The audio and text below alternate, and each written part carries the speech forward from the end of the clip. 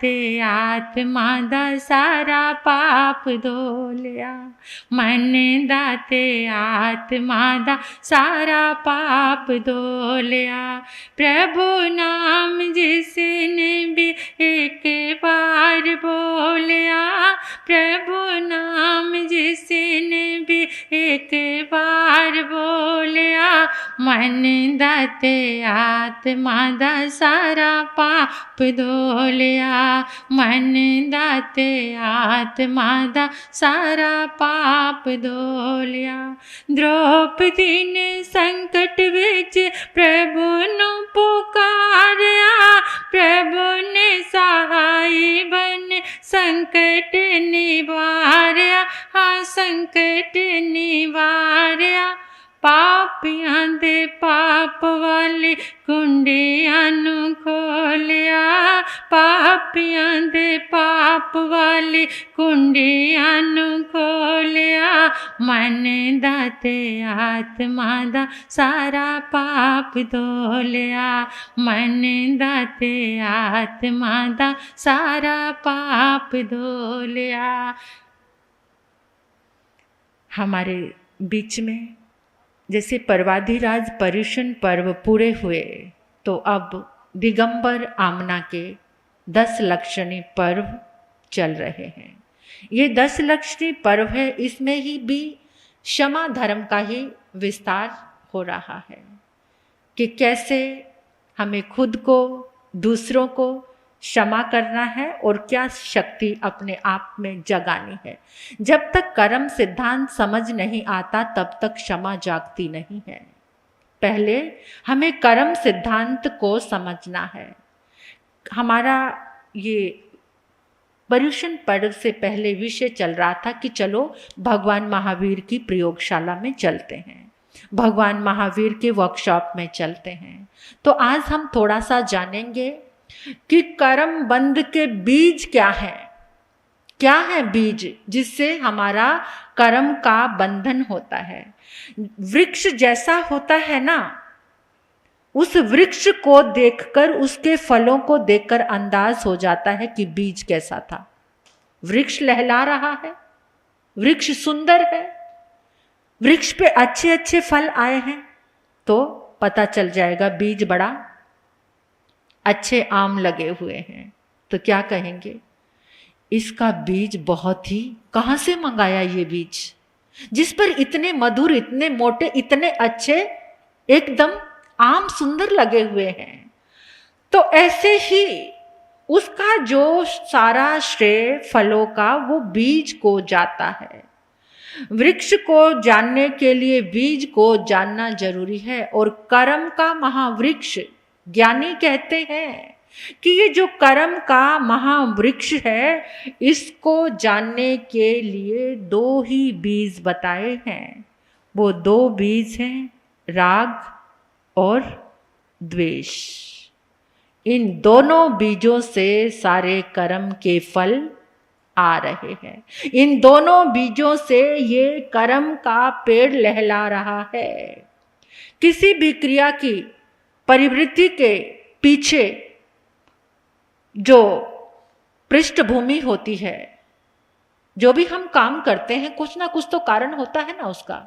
जैसे आपको कोई काम बताया, इस काम के करने से ये हो जाएगा, यानी वो कारण है।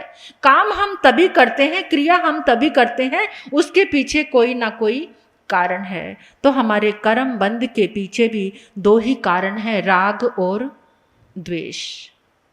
बिजली 2 तरह की होती है। एक जो बिजली होती है अपनी तरफ खींचती है, जब करंट लगता है तो एक बिजली कौन सी होती है, जो अपनी तरफ खींच लेती, चिपका लेती है। और एक क्या होती है, दूर दूर फेंक देती है। ये कर्म की भी 2 बिजली हैं, एक राग की और एक द्वेष की। जो राग की बिजली है वो अपनी ओर खींचती है, और जो द्वेष की बिजली है वो क्या करते, मुझे तेरे से घृणा है, दूर हो जा मेरी नजरों से, मेरी नजरों के सामने मत आ जाना, नफरत है मुझे तुझसे। ये द्वेष का बीज है। ये मेरा प्यारा, ये मेरा प्रिय, और ये राग द्वेष की स्थितियां कैसी हैं? अपना तो जिसके अंदर 1000 दुर्गुण है वो अपना बच्चा प्यारा लगेगा, और दूसरे के अंदर कितने ही गुण भी क्यों ना हो, तब भी जब कंपटीशन आएगा तो उसकी क्या करेंगे? बुराई करेंगे। ये राग और द्वेष की 2 प्रवृत्तियां हैं। इसके दुष्परिणाम जीव को भोगने ही पड़ते हैं। राग अपनी ओर खींचता है, द्वेष दूर फेंकता है। वो राग चाहे व्यक्ति के प्रति है, चाहे वस्तु के प्रति है, चाहे स्थान के प्रति है, चाहे अनुकूल स्थिति के प्रति है। प्रतिकूल स्थिति आती है तो द्वेष आता है ना, मेरे ही कर्म। बीमारी आती है तो द्वेष जागता है। सब तो चंगे भले हैं, ठीक ठाक हैं, मेरे पास ये नहीं, उस समय ये समझ नहीं आता कि ये कर्म मैंने ही, क्या कहते हैं, सब चंगे भले हष्ट पुष्ट घूम रहे हैं, भगवान मेरे पास ही। लेकिन ये नहीं जानते कि आज नहीं तो कल उस कर्म के उदय काल में भी द्वेष कर रहे हैं और बंधन कर रहे हैं, बंधन पे बंधन कर रहे हैं। समभाव से उसको हम काट नहीं रहे, तो ये कर्म का बीज है। मनपसंद चीज के प्रति आकर्षण है, बहुत लगाव है। जो चीज मन पसंद है, चाहे व्यक्ति मन पसंद है, चाहे पदार्थ मन पसंद है, चाहे स्थान, मेरा मन पसंद स्थान है, वहां घूमने जाना है मुझे, वो मेरा मन पसंद देश है, मलेशिया, वो स्वर्ग के जैसा सुंदर है, वहां मुझे घूमने। ये राग किसके प्रति? स्थान के प्रति, देश के प्रति, पदार्थ के प्रति, खाने की चीजों के प्रति राग, पहनने की चीजों के प्रति राग। ये जितना जितना आकर्षण है, पसंद और नापसंद में निरंतर कर्मों का बंधन चल रहा है। और हमारी तर्क बुद्धि दिन भर यही कर रही है, ये पसंद, ये नापसंद, ये पसंद, ये नापसंद। ये दोनों बीज हैं कर्म के, जहां से निरंतर कर्म का बंधन होता चला जा रहा है। एक बात निश्चित है कि जब तक आत्मा अपने स्वरूप में नहीं आएगी, तब तक ये भान नहीं होगा कि ना राग मेरा है, ना द्वेष मेरा है। मैं नित्य, निरंजन, निर्विकार, निर्दोष, शुद्ध आनंद स्वरूप हूं। जब तक ये चिंतन नहीं चलेगा, तब तक उत्तम क्षमा प्रकट नहीं होगी। तब तक जीवन में उत्तम क्षमा प्रकट नहीं होगी। अनादि से हम पराधीन हैं, गुलाम हैं किसी ना किसी चीज के। गौर करना, दिन भर में आज मैंने पूरे दिन में किसकी गुलामी में रहा? आंखों की गुलामी में, कानों की, इस जिह्वा की गुलामी में, इस देह की गुलामी। गुलामी क्या?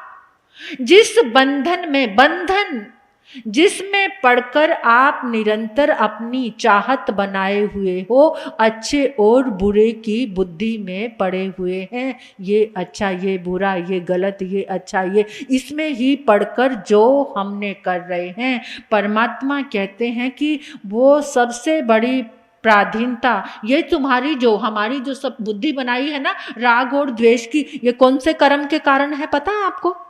मोहनीय कर्म के कारण। ये जो राग और द्वेष की बुद्धि हमारे अंदर प्रकट हो रही है, ये मोहनीय कर्म के कारण है। और मोहनीय कर्म का डंडा ऐसा है, वो ज्ञान को भी अज्ञान बना देता है, वही सही दृष्टि को भी कुदृष्टि बना देता है, वो सुदर्शन को भी मिथ्या दर्शन बना देता है। ये मोहनीय कर्म इतना जबरदस्त, इतना डेंजर है, सबसे ज्यादा डेंजर है।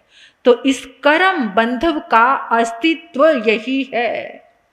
हम कुछ लोग कह देते हैं कि क्या कर्म बंधन, कुछ नजर तो आता ही नहीं है। कर्म बंधन क्या है?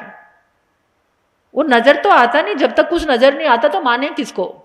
कोई मानते ही नहीं है। उनसे पूछा जाए, आपने अपने परदादा को नहीं देखा, वो परदादा थे या नहीं? जो परदादा थे वो थे या नहीं थे ना। आप सब भी जितने लोग बैठे हो अपने परदादा को नहीं देखा होगा, पर वो थे तो सही ना। इसी तरह से कर्म का बंधन है, हमें महसूस नहीं होता, पर जिसके कारण दुख, जैसे किसी व्यक्ति को दुखी हम देखते हैं, या हम खुद में हमारे घर में किसी को बहुत रोग आ जाते, खुद बहुत दुखी, विपत्ति पे विपत्ति, विपत्ति पे विपत्ति, और इस जन्म में उसने कुछ भी नहीं किया, तो उस समय क्या समझ आता है कि इसने कोई ना कोई माड़ा कर्म किया हुआ है, कोई ना कोई बुरा कर्म किया हुआ है, तभी इसकी ये स्थिति है। पता, एक महिला, लोहारे सराय की ये सच्ची घटना है। एक महिला, शहजादी था उसका नाम, समय किए बिना जल भी नहीं पीती थी, पहर पोरसी करती थी, बड़ा धर्मदार, ऊंचे घराने की। ऊंचा घर किसको कहते हैं आज? कौन सा है ऊंचा घर? जिसके पास पैसा है वो ऊंचा घर है। जहां संस्कार है उसको कोई ऊंचा नहीं कहता। आज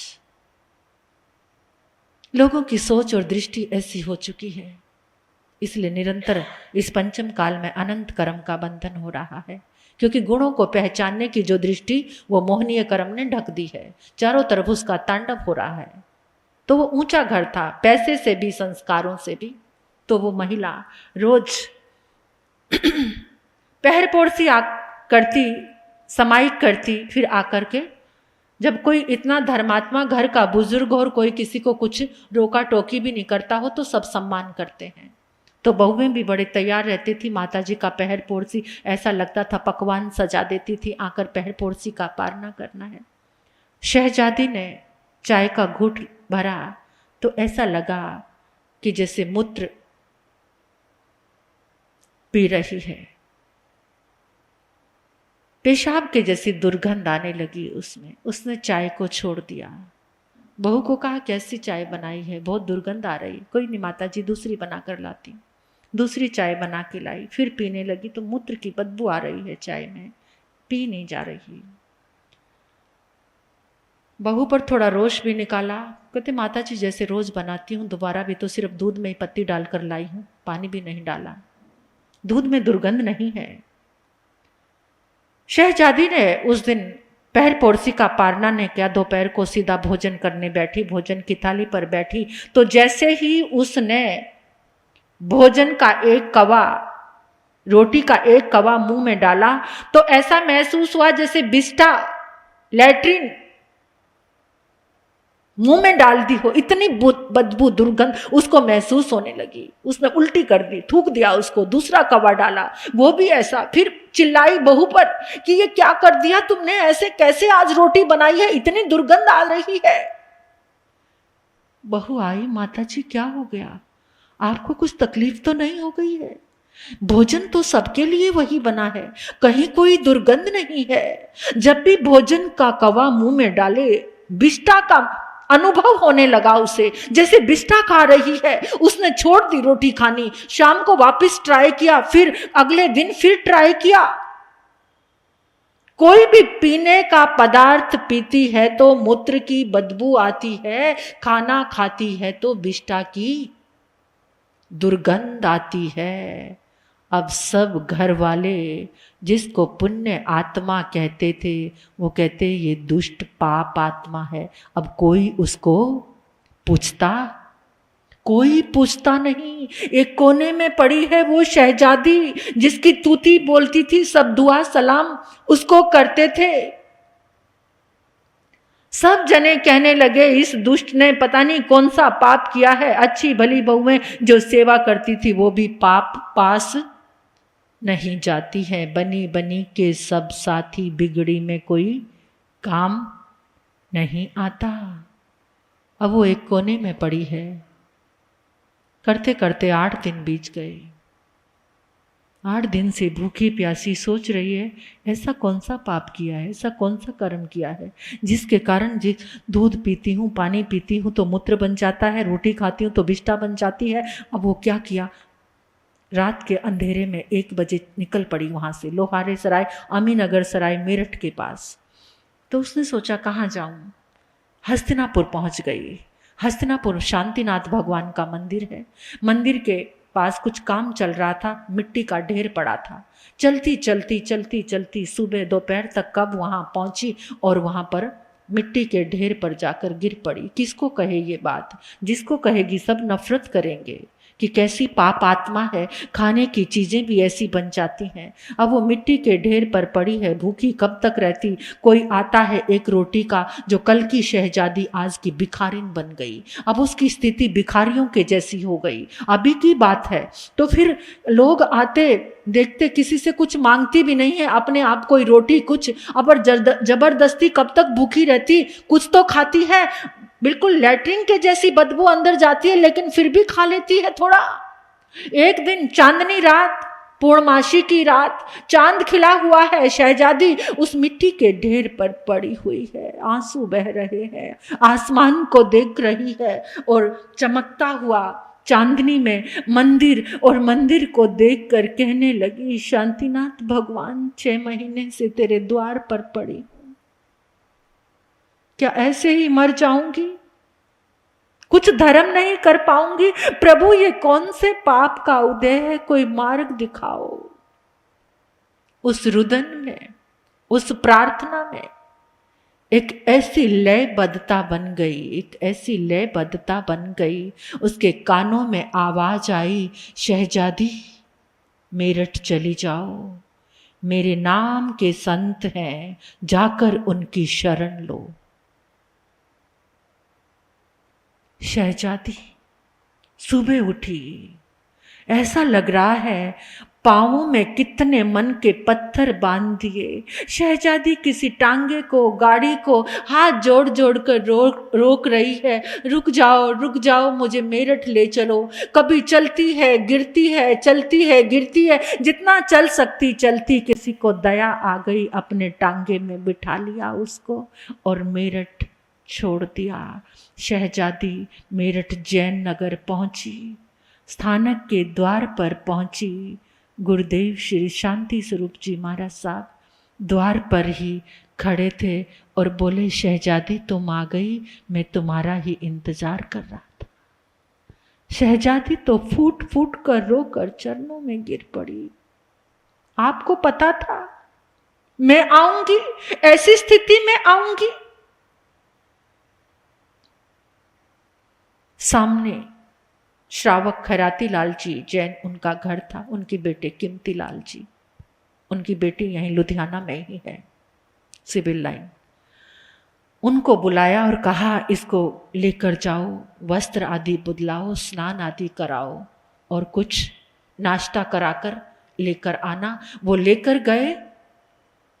शहजादी को तो डर है, चाय पीने बैठूंगी तो मूत्र बन जाएगा, भोजन करने यहाँ भी नफरत करेंगे। लेकिन फिर भी गुरु का आदेश था, जब भगवान ने यहां तक पहुंचा है तो कुछ ना कुछ तो होगा। तो उसी समय स्नान आदि वस्त्र बदले, जब वो चाय पीने बैठी तो आज मूत्र की बदबू नहीं थी। भोजन किया, एकदम अमृत लग रहा था, सब अमृत की तरह अंदर जा रहा था। शहजादी करके स्थानक में आई, गुरु चरणों में सारी व्यथा बताई। गुरुदेव ने कहा, पूर्व में किए गए पाप कर्मों का उदय काल, पाप कर्मों का कोई दोषी नहीं।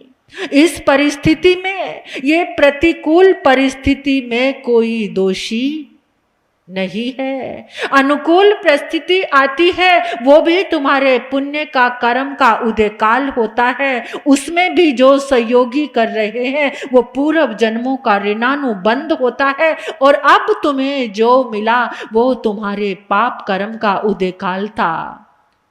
उनके पुत्रों को संदेश भिजवाया। कुछ दिनों के बाद जब वो आए, माँ से प्रार्थना करने लगे। वो कहती, कौन माँ? किसकी माँ?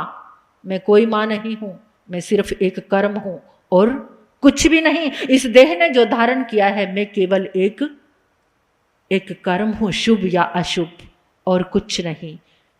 मेरी आत्मा अब जाग चुकी है, अब मुझे वो घर गुरुदेव ने आज्ञा दी, नहीं शहजादी, यहाँ कब तक रहोगी, जाना तो पड़ेगा। शहजादी घर तो गई, लेकिन उसके पास जितनी धन संपत्ति थी उसने एक प्रतिज्ञा, एक संकल्प के साथ गई कि सारा साधु संतों की दवाई, पात्र, वस्त्र इनमें ही खर्च करूंगी और किसी के लिए कुछ भी नहीं। ये मैं आपको कर्म की बात बता रही थी। जब किसी को कोई दुख आता है तो हम क्या कहते, बेचारा कर्म का मारा हुआ है।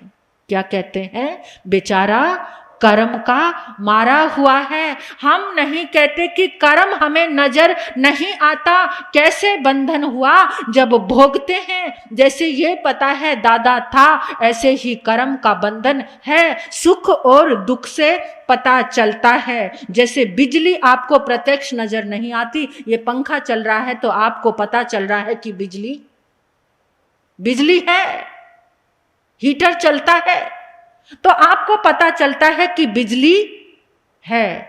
कोई कहे बिजली नजर तो आती नहीं, ये प्रमाण है उसका। ये कर्म बंधन का भी प्रमाण है। क्या कि कर्म कैसा बंधा है। कर्म तो ये भक्तामर की जो आराधना हमारी प्रारंभ हुई है, आपके दैविक मानसिक दुखों का तो निवारण करेगी ही, लेकिन इस मंत्र जाप से और भक्ति की लयबद्धता हो जाएगी और आदिनाथ भगवान समक्ष प्रकट सामने आपके समोशरण साकार हो जाएगा। तो इस आत्मा से कर्म के बंधन भी टूट जाएंगे, राग और द्वेष भी इस आराधना साधना से कम होने शुरू हो जाएंगे। भरे हुए हैं यहाँ तक, अंदर कितने स्पंदन डालोगे और कितना बाहर छलकेगा, ये हीलिंग है। परमात्मा की ध्वनि की, मंत्र जाप की तरंगे जब आपके भीतर में समाएंगी तो कुछ ना कुछ इस रोम राशि से बाहर छलकेगा ही छलकेगा। जो अशुभ है वो बाहर निकल जाएगा, जो शुभ मंगल ध्वनि तरंगे प्रवेश करेगी। ये हमारे शरीर की और आत्मा की हीलिंग है, हमारे मस्तिष्क की, हृदय की, रोम रोम की, आत्मा की ये हीलिंग है। तो इसका लाभ जो पुण्यशाली होंगे वही उठाएंगे।